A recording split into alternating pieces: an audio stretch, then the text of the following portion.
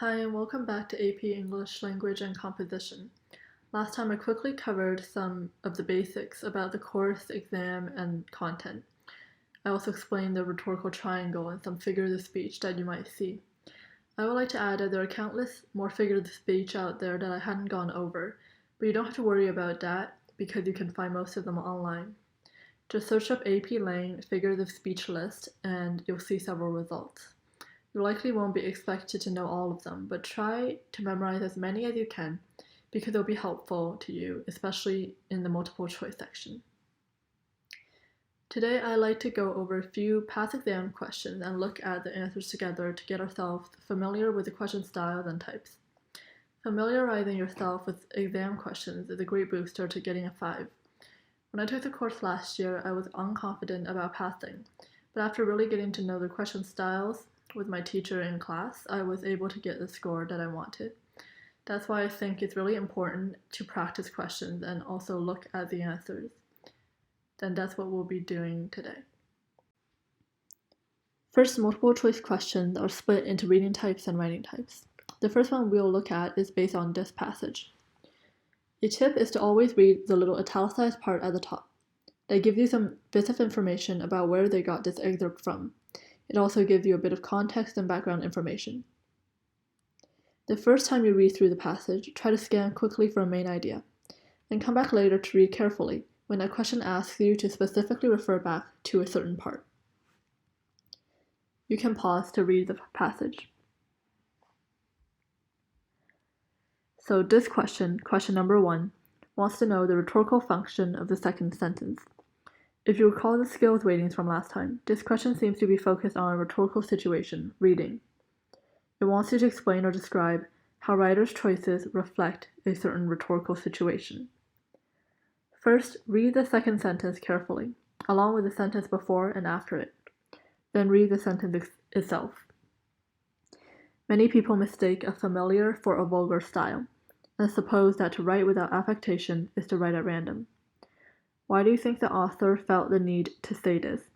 They want to tell the audience, or remind them, that it's common to mistake familiar for vulgar. They're saying this because they want to express that this is not the case. Familiar does not always equal vulgar. Now let's go through the process of elimination.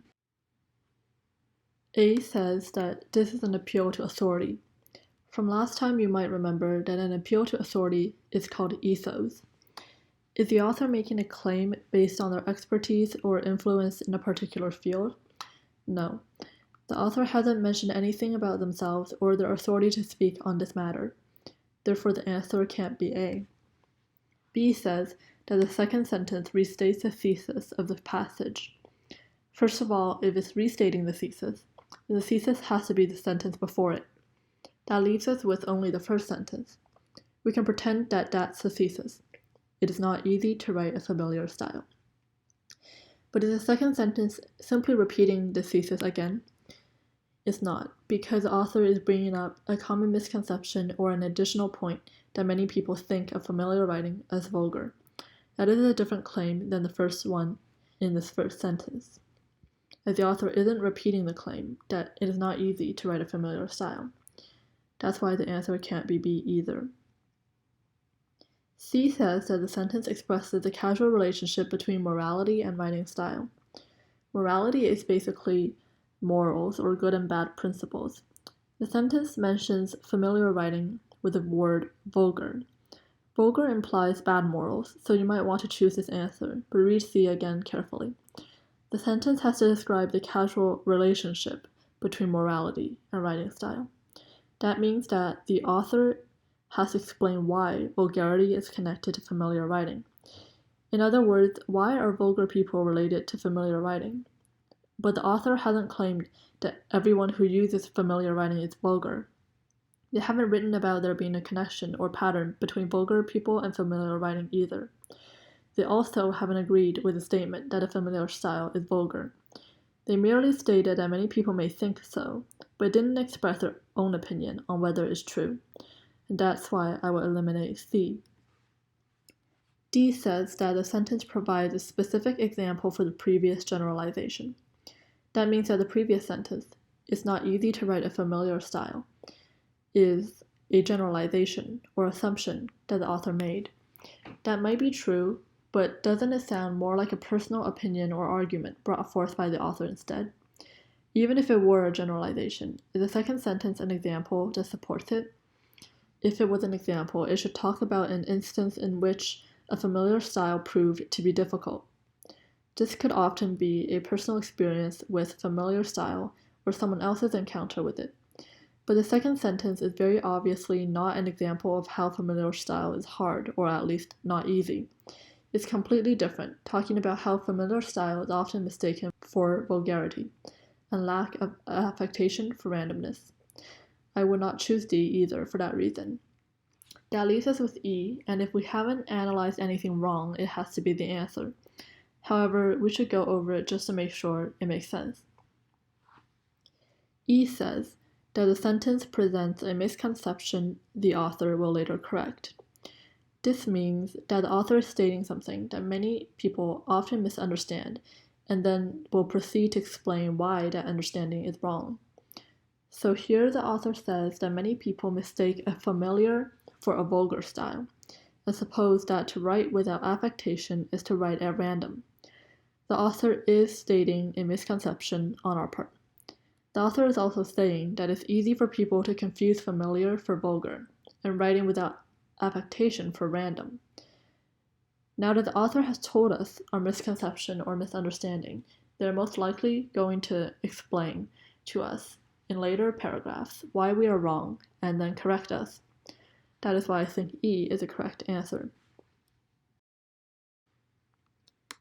Now take the time to read through this next question. This seems to have been taken from a history book. The AP Lane exam might bring up texts that are unrelated to the subjects you studied. There might be scientific texts too. However, regardless of the text topic, the same reading and analysis skills always apply, so you don't have to worry. Here, the question wants to know the two things the author is contrasting in this passage. In other words, the author is highlighting the differences between which two things: past and present, wisdom and foolishness, imperial China and Europe, civilization and barbarism, or technology and art. Let's pretend that you're running out of time, so you can't go through the process of elimination. You want to pick out an answer quickly. The passage's first main idea is China in the past. You can tell that from the first few sentences. She was a Middle Kingdom, all outsiders were barbarians that had to bring tribute, and so on. That is obviously referring to China's history, because that doesn't happen anymore in the present, so you know that you can't pick A. The second paragraph brings the Marco Polo and visitors from the West who were in awe at China's riches. The last two lines especially give a huge clue. The creator of fabrics and ceramics, of exquisite beauty, and of an art of painting that was sophisticated and expressive, when Europe was still primitive and flat. This is a huge hint because there's an obvious contrast happening here. The author first talks about the sophistication and exquisiteness of China, then of primitive Europe. From here we can see that there is contrast emerging between China and Europe. In paragraph 3, again, Westerners were seen as strangers from primitive islands, bringing worthless items and wearing ridiculous clothes. Right around this part. I think reading this far is already enough to determine the answer. You don't even have to really read till the end. These paragraphs are evidently contrasting the prosperity of ancient China with the primitiveness of Europe. The answer will probably be C, and if you guessed that, you would be right. While some of the other answers may seem partly correct too, C is the most accurate and specific when you refer back to the passage. Now the next question wants to know the most obvious rhetorical device being used in paragraph 2. By process of elimination, A is not the answer. That's because the author isn't making an appeal to authority, or ethos, again. They're not making a claim based on their own expertise or authority. For example, if they said that Europe was primitive because they were a historian who studied the conditions of Europe at the time, that would be an appeal to their own authority. However, such an appeal isn't present here. What about B? The massing of factual information. That means the author states many facts to convince us. Let's verify whether the following are facts, not just opinions. Here it says that China's recorded history began in the 3rd millennium BC. Her bronzes were as old as the pyramids. Her classical age was contemporary with that of Greece. Her Confucian canon of ethics predated the New Testament, if not the Old. These are all facts because we know that it is true that China has a long history and is as old as the pyramids and ancient Greece. Now, was China the inventor of paper, porcelain, silk, gunpowder, the clock and movable type, the builder of the Great Wall, one of the wonders of the world, the creator of fabrics and ceramics? Yes, but even if you didn't know that, you know it's a fact because the author isn't putting their own opinion in. Everything is being stated in a relatively objective tone. The author has indeed used factual information. We should keep B for now. C is the use of abstract generalizations. That means the author is making very vague assumptions, as you might remember from the previous question. After analyzing the paragraph from answer B's perspective, we know this to be untrue. It can't be C if the author put in a lot of facts and descriptions. D is impressionistic descriptive writing. Although the author does describe China in detail, such as China's age and Chinese inventions, the author is not using impressionistic writing. Like in art, Impressionism is vague, abstract writing overflowing with imagery and emotions. The author hasn't really shown any emotions or given us imagery by describing a scene or the appearance of something, so D is probably incorrect. E is the use of anecdotes. If you recall figures of speech from last time, an anecdote is one type of figures of speech. It is when you prove a point or support a claim by sharing a personal experience or story. Is the author proving an argument about China and Europe by using their own personal experience with either place? For example, have they talked about visiting China or Europe? They have not. The author has not shared any personal experiences in the second paragraph. Therefore, the answer can't be E either. After eliminating 4 answers, the correct answer is B. Although we only went over 3 questions today, I hope that you still found these questions and this practice somewhat helpful. Thank you for listening.